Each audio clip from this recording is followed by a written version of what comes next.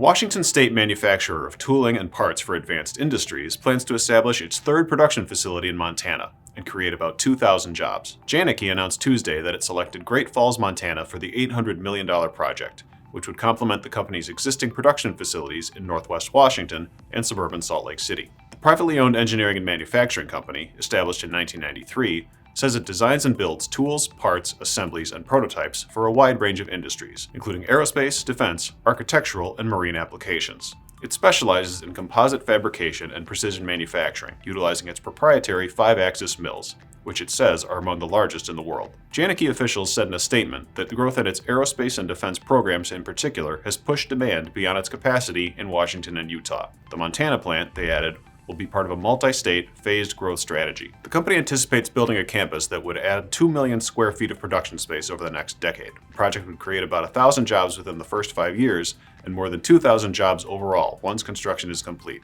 a total that would roughly double its current workforce. Montana Free Press reported that Janicki would receive a 50% property tax break from the city and county over 5 years, which would then be gradually phased out over the following 5 years.